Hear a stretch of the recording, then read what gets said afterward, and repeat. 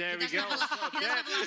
That's the take. Last opportunity for Singularity to actually take a win, take it to the playoffs. It's the dream, but we don't know if they're going to be able to do it. It is Mickey Mouse versus Kratos. It is one of the best matchups, and I'll send it to you, Casters.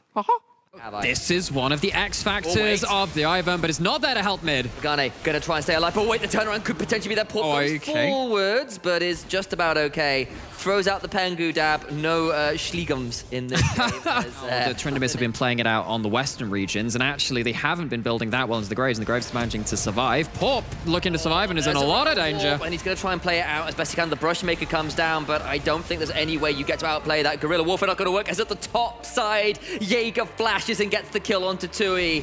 Jaeger's dropped the ghost, he's got himself an Undying Rage, and he screams like Grog Stonejaw, I would like to rage!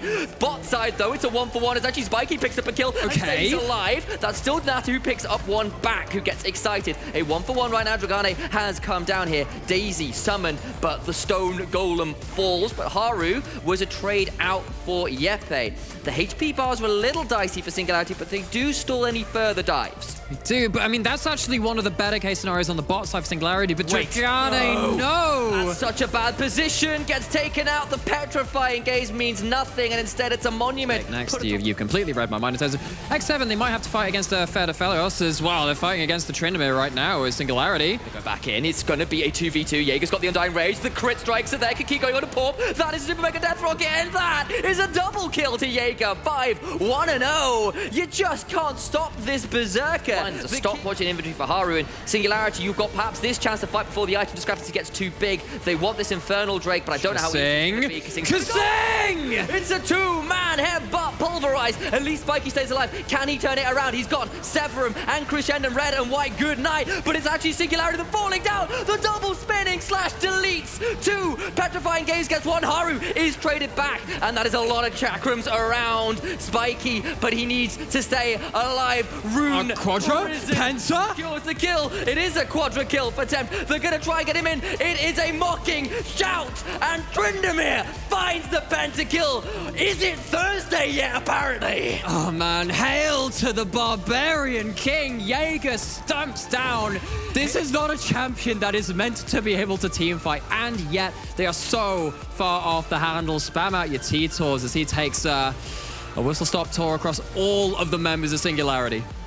There's just no stopping him. Jaeger, we've had some questions about him occasionally, but we've always known he's a man to go for the plays. The pentakill in this one, the T-Tours, the cinematic overtures. This is a horror movie in slow motion.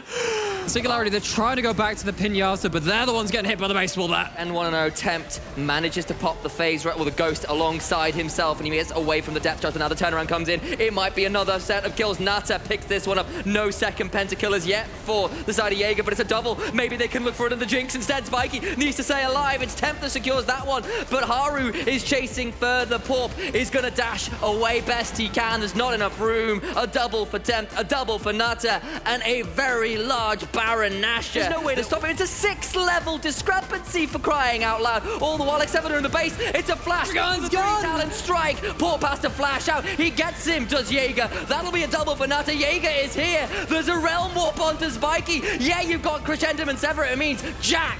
All a quadra kill to Nata. Who cares about lane? X7 in 23 minutes prove why they have a world championship on their roster. It is not a victory. It is a trauma experience. X7 devastate the game. Blunt force trauma, 12-1, undisputed top of the table, putting down the competition.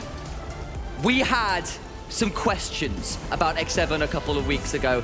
They came in last week, they cracked their neck, and they went to work. Here in week 7, that work has not stopped. They are a lethal threat. You know when a Grandmaster in chess goes to a tournament, they don't even watch their own board. They're looking at someone else, their actual rival across the table. That's what they're doing here. They are looking at your other regions, thank you very much, and saying, look at my board, see what I'm doing. All you teams at EU Masters maybe want to be afraid.